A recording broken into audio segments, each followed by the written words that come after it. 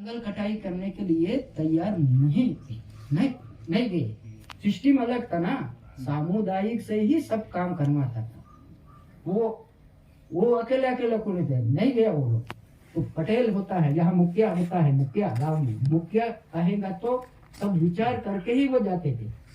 तो पटेल को पकड़ा ठेकेदार, पटेल साहब ये लोग क्यों नहीं आते हैं लकड़ा काटने, इनको मजदूरी नहीं चाहिए था। देवाजी टोफा है, पता नहीं है, लेकिन हमारा यहाँ सिस्टम ऐसा है, सामुदायिक व्यवस्था, वित्तीय पद्धति का अर्थ था कि सब लोग हम जाएंगे, एक का मकान बना देंगे, तो वो खाना हमको दे देगा, रात का भी खाना, दिन का भी खाना, मटन भी, दारू भी देते थे उस समय। तो ऐसा है इसमें। तो पटेल साहब आप बता दो, आप तुम्हारा ही सिस्टम मैं लागू करता हूँ। ठेकेदार ने इस्तेमाल किया, कटाई के लिए दिया, वो मटन भी दिया, शराब भी दिया, दे दिया। 2 दिन उनका प्रयोग किया, तीसरे दिन में उनका पार्ट बदल गया, मैं अभी खाना वूना नहीं दूंगा, पैसा दूंगा। तो पैसा दे दिया तो लोगों का मन जो था, मानसिकता बदल गई। अरे ये क्या है, ये भी अच्छा है, शराब दे दो, ये दो, नहीं नहीं मैं नहीं दूंगा, आप पैसा लो, शराब खरीद कर। ये शुरू हुआ, तब से जंगल कटाई शुरू हुआ। जंगल कम होने लगा, तब लोगों में चिंता बढ़ गई, कैसे होगा, अब हम जिएंगे कि नहीं। विरोध करता था तो कानूनी व्यवस्था नहीं थी, इससे फिर संघर्ष शुरू हुआ, पूरे क्षेत्र में ही संघर्ष हुआ। और वन विभाग का संगठन था, ऐसे मकान तोड़ के लेके जाते थे हमारे क्षेत्र में, लेकिन हमारे गांव का नहीं गए, हमारा संगठन बन गई है। संगठन बनने के बाद क्या हुआ कि जंगल हमारा है और जमीन भी हमारा है, गांव हमारा। उसका वाक्य हमारे गांव में हमारा राज का दूसरा पलट दिया। ये सरकार कहाँ है, दिल्ली और बम्बई में सरकार है, तो हमारे गांव में नहीं है।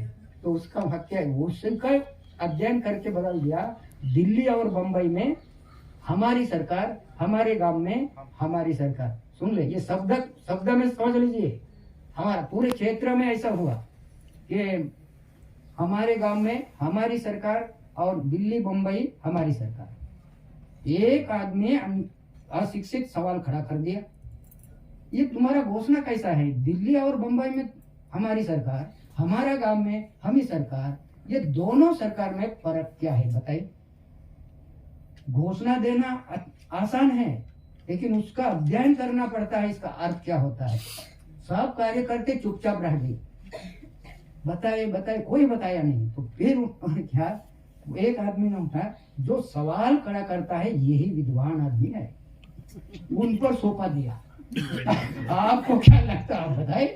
हाँ, हमको तो बहुत कुछ सोचता, तो हमको इसका इलाज ही नहीं दिख रहा है। तो उन्होंने सुधार कर दिया। मेरा ऐसा दिखना है, दिल्ली और बम्बई हमारी सरकार, हमारे गांव में हम ही सरकार, जल जंगल जमीन गांव समाज का अधिकार, ऐसा उन्होंने बदल दिया। तो ये सभी लोग हम साथ में थे। घोषणा मेंडालेखा में हुआ वो, लेकिन एक संविधान का संशोधन होता है ना, घटना दुरुस्ती, ये दुरुस्ती लोगों ने करना है, लोग उनको पूछ के करना है। तो ये किया, वो दुरुस्त करने के बाद फिर जो दिल्ली और बम्बई हमारी सरकार, हमारे गांव में हम ही सरकार, ये कैसे हम ही सरकार कैसे बनेंगे, एक गांव सरकार बनेगी क्या। तो उन्होंने बताया कि जो प्रतिनिधि हम चुन के देते हैं दिल्ली और बम्बई के कारोबार चलाने के लिए, वो दिल्ली और बम्बई का कारोबार चलाएगा, ये हमारे प्रतिनिधि है। और हमारे गांव में हमारी सरकार की मतलब, हम गांव के जितने महिला पुरुष जो है, छोटे बड़े युवा सब के वहां बैठ के क्या करना है गांव के लिए, कहाँ कुआं बनाना है, कहाँ डबरी बनाना है, कौन सा पौधा लगाना है, कौन सा रास्ता, सर्वसम्मति से निर्णय लेके ये हम गांव की सरकार, हम ही सरकार ये है। ग्रामदानी, हाँ, उसकी संकल्पना पे थोड़ा, हाँ, ये उधर ही जा रहे हैं। हाँ, वो ऐसे जाएंगे, तो बता देता हूँ। वो ऐसे हुआ, तो ये तो टाइट हुआ ना, हमारे गांव में हम ही सरकार। तो फिर सवाल खड़ा बहुत हुआ ना, आईएएस अधिकारी, राष्ट्र अधिकारी, लोक प्रतिनिधि गांव में, तुम्हारे गांव में तुम सरकार हैं, तो सरकार के पास क्यों जाते हैं आप। तुम्हारे पास टीचर है, कोई पुलिस है, ये सब ये ऐसा सवाल खड़ा कर दिया। तो ये है अध्ययन की बात है। अध्ययन चर्चा हुआ कि ये ऐसा है क्या, फिर सरकार क्या है, सरकार कहाँ है, फिर बहुत ये रेखा लगाते थे अधिकारी लोग, दबाते थे, चलो बकवास कर रहे हैं आप, सरकार सरकार सरकार सरकार सरकार कौन है, तुम्हारे पास है वो, उनको ही पलट दिया। सैकड़ों आईएएस अधिकारी ने ऐसा सवाल किया था, उन्होंने बोला कि सरकार होते हैं तो सरकार कहाँ है, साहब आप ही बताइए सरकार कहाँ है, सरकार कहाँ है बताइए। वो बोले कि आप अनपढ़ लोग हैं, आदिवासी को क्या समझता है ना, तुम पढ़े लिखे लोग नहीं है, गरीबी लोग हैं, वनों में रहते हैं, कुछ देखे नहीं समझे नहीं, तो तुमको कैसे सरकार समझे। तो ये अध्ययन की बात है, अध्ययन की करके उनको सवाल खड़ा कर दिया। कैसे देखिए, ये तो पढ़े लिखे हैं ना, आईएएस, किसी को भी यश नहीं बोलना, नहीं तो गड़बड़ हो जाएंगी। वो समझा के एक अधिकारी आया, वो गुस्से से बोलते थे उस समय, ये घोषणा के बारे में, दिल्ली और बम्बई हमारी सरकार, हमारे गांव में हम ही सरकार। तो साहब सरकार कहाँ है, अरे यार आपको क्या समझेंगे, तुम बकवास लोग हैं, अनपढ़ लोग हैं, साहब आपको समझता है तो आप हमको बताए कहाँ है सरकार। वो भी बोले दिल्ली और बम्बई में है, दिल्ली और बम्बई में सरकार है, कैसा है।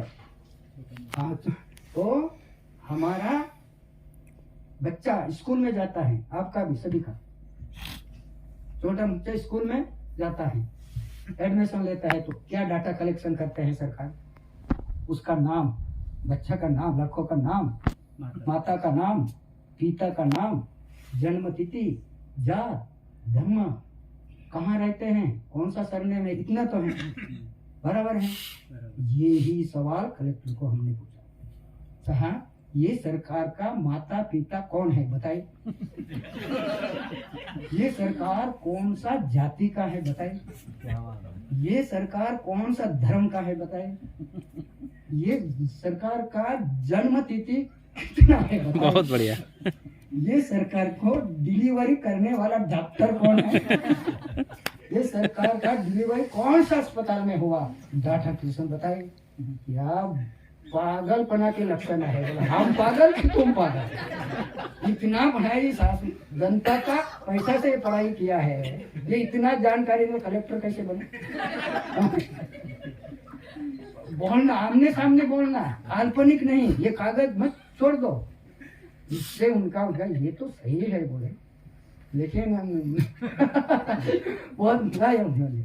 ये एक बात, एक कलेक्टर, दूसरा कलेक्टर भी मिला, एक कलेक्टर गढ़चिरौली में कलेक्टर आया ना, तो मेंढा लेखा में आके वो आए बिगड़ नहीं छोड़ देते, एक कलेक्टर को कौन, उसको घुसा दिया मसाला कि वो बेकार बकवास गाँव है, उसमें मत जाइए, वो नक्सलाइट माओवादी का एरिया है, जो उसमें कुछ भी नहीं है, जो बाहर से लोग जाते हैं उनको बताते, वही लोग बोलता है तोता जैसा गाँव है, ऐसा उधर वो नहीं आया, तो वो बोले हमारे वो नहीं आया कि हमारे 10-15 को महिलाओं पुरुष को कलेक्टर ने बुलाया वहाँ ऑफिस में, तब हम वहाँ गए, तो कहीं भी जाना है पहले विचार किए बिगड़ नहीं जाना, क्या होने वाला है, कोई भी काम करना तो अध्ययन करना, अध्ययन नहीं करेंगे और विचार करके काम नहीं करेंगे तो हार भी खाएंगे मार भी खाएंगे। ये तो हम लोग गए, वो इंग्लिश और हिंदी मराठी बोलेंगे, हम गोंडी तो गोंडी बोलना, उनको समझे या ना समझे, हमको तो समझेगा उनको इंग्लिश समझेगा तो हमको गोंडी समझेगा। तो इस विचार कर दिया, और उनका अंदर में जा रहा है ऑफिस में, तो ज्यादा नहीं बोल सकते हैं, चुपचाप रहना चाहिए, कितना बोलता है उनको बोलने दो। तो गए, तो कितना घंटा, 1 घंटा हमको वहां जाता, किसी को आने के लिए नहीं दिया, 1 घंटा। क्या गंदी गंदी बात नहीं बता, मैं नहीं बताऊंगा, गंदी गंदी बात बोला वो, उतना पढ़े लिखे आदमी आईएएस ऐसा बोलना नहीं था। वो बोले कि भाई इनको कुछ समझ में नहीं आ रहा है, ये लोग आदिवासी लोग ऐसे समझे, कुछ भी बोल दिया, हम चुपचाप रह गया। उनका अंदर जितना गंदा हवा थी, वो 1 घंटा में बोलते बोलते पूरा हवा बाहर निकल गई और शुद्ध हवा प्रवेश किए। तब शांत हुआ, उनके बोलने के लिए शब्द ही नहीं था। हम चुपचाप बैठे थे 10-12 लोग। ये नरम है कि गरम है, कैसे इनको समझेंगे? एक ही बात बोला, खाका नहीं बोला। उन्होंने कैसे किया कि बोला, साहब हमारा गलती हुआ। कौन सा गलती? दिल्ली और बम्बई हमारी सरकार, हमारे गांव में हम ही सरकार चुनना, ये गलती हुआ साहब।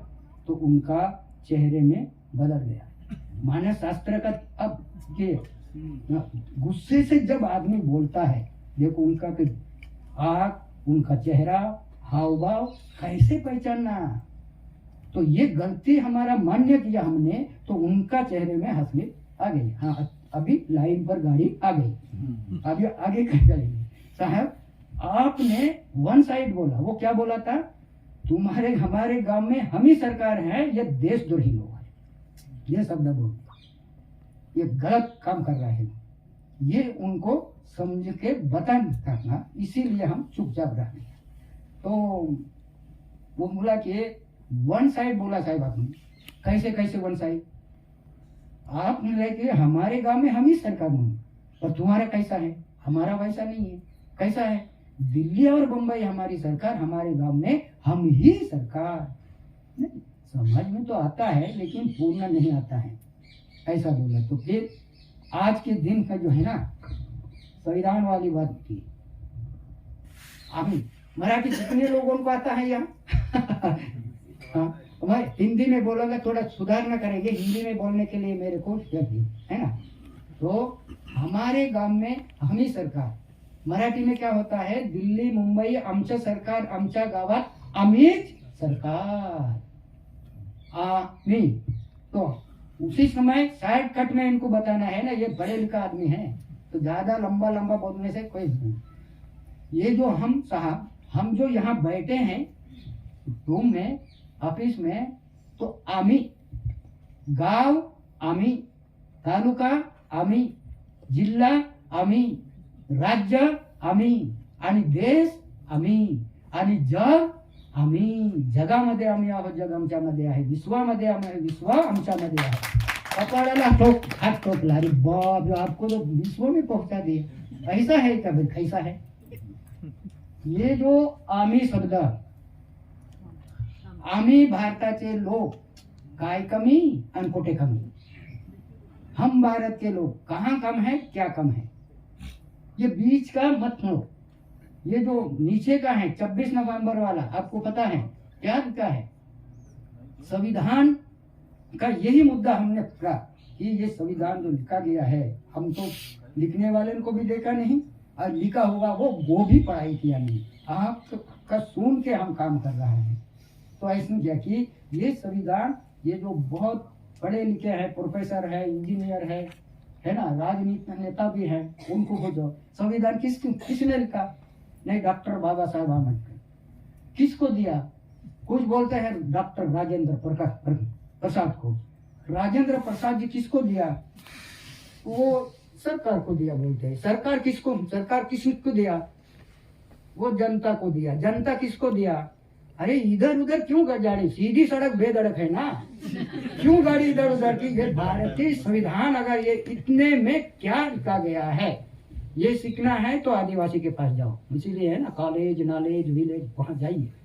क्या है वहां? अभी जमीन से वो लोग काम कर रहे हैं। जंगल हमारा, जमीन गाँव हमारा, एक परिवार जैसा है। यहाँ जाति धर्म छोड़ दो कि वो जो ये जो प्राकृतिक संसाधन है, जमीन, जंगल, पानी और हवा, ये किसी एक व्यक्ति की प्रॉपर्टी नहीं है। आदिवासी में वही है, व्यक्तिगत प्रॉपर्टी नहीं है, तो सामुदायिक प्रॉपर्टी है। सामुदायिक प्रॉपर्टी को एक व्यक्ति अगर कब्जा करता है तो समाज गरीब हो रहा है।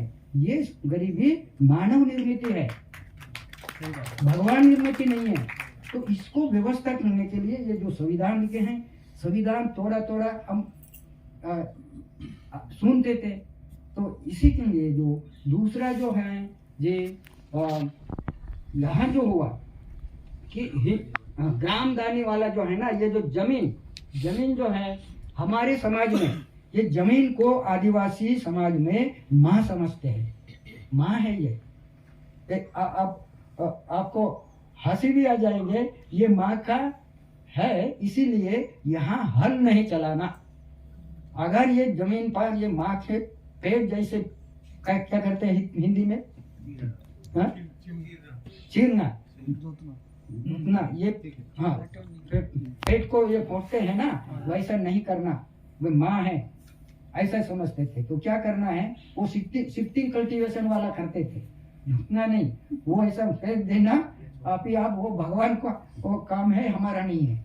दूसरा है गैया का दूध निकाल के बेचना नहीं और पीना भी नहीं, बचने का अधिकार है।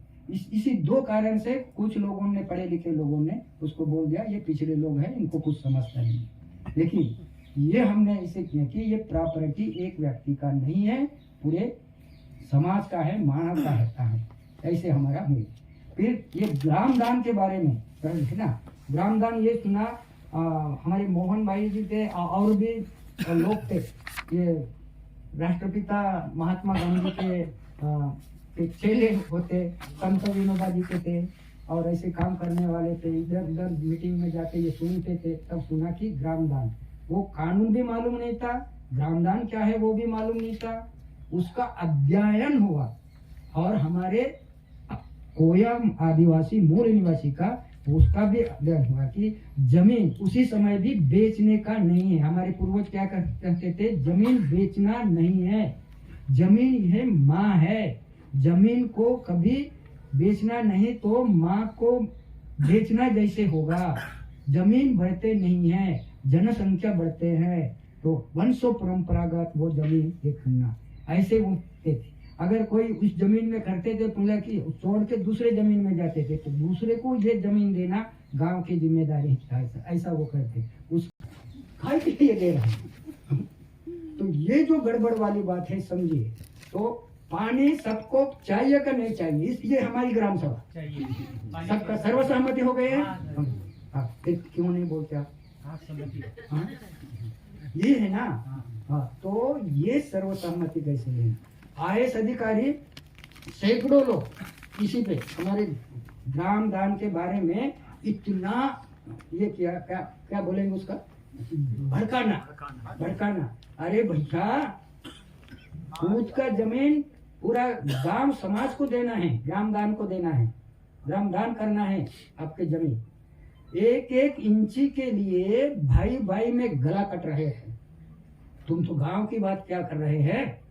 कभी नहीं जमेगा, नहीं जमता। तो कुछ लोग क्या बोले, हाँ ठीक है, तो गांव को देना का मतलब किसको देना है? हाँ, ये पूरा अध्ययन एक एक विषय पर एक दिन की बात नहीं है। अध्ययन में महिला का सहभाग ज्यादा होता है, बुराई मत मानिए, है ना। महिला जो है सूक्ष्म से सूक्ष्म विचार करती है, ये पुरुष लोग थोड़ा गड़बड़ है। अभी यहाँ हा कहेंगे, थोड़ा उठ के चले जाएंगे, ये बात मेरे को मालूम था, लेकिन मैं बोला नहीं, बोलेंगे वहां। महिला एक बार निर्णय ले ली, पीछे हटते ही नहीं। मेंढा का पराक्रम क्षेत्र का तो महिला का है। अब पुरुष मंडली कमजोर है ऐसा नहीं है, लेकिन इनका, हम डॉक्टर है यहाँ कोई, हमारे मित्र है डॉक्टर वैभव भैया है, और भी है। अब डॉक्टर ही है, काय का डॉक्टर है, क्या काम करते डॉक्टर? तुम ऐसे करिए, ये पुरुष का जो ब्रेन चेक करके देखो। पूरा चेक करते हैं ना। देखिए, महिला एक साथ निर्णय लेते हैं तो पुरुष मंडली गड़बड़ होते हैं। तो हमको क्या दिमाग आप, तो मैं छोटा है ना, छोटा बन के रहना, बड़ा नहीं। बड़ा बनेंगे तो आपको बैठने के लिए जगह नहीं मिलेगी, गाड़ी भी बड़ा लगेगी, है ना। सब चीज बड़ा चाहिए, सब छोटे होके। तो लेकिन मेंढा सरकार का ये था कि सर्वसहमति बिगड़ नहीं होगा, अब नहीं करेंगे, नहीं होगा, क्या होगा ये वाला है। तो सर्वसहमति हुआ, तब ये जो कलेक्टर ने तहसीलदार को, एसडीओ को ऑर्डर दिया, जाओ बैठक में लो उसमें। तब वो सभी लोग महिला पुरुष आए और उन्होंने क्या किया था, कभी सर्वसहमति नहीं होगा, यहाँ इलेक्शन होने वाला ही है, एक ना एक आदमी तो विरोध में चला जाएगा। ऐसे उनका कि एक वो जो पेटी होता है ना बैलेट पेपर डालने के लिए पूरा तैयारी से आए थे और नया एक सिस्टम था वहाँ मुद्दा, कभी ग्रामदान कोई सुने नहीं थे तो नया और पेटी भी रख दिया। लेकिन उन्होंने पहला लोगों को जाके ये जो ग्रामदान करने के लिए पूरा सर्व लोगों का सहमति है क्या, ऐसे उन्होंने पूछा तो चुपचाप रह गए लोग।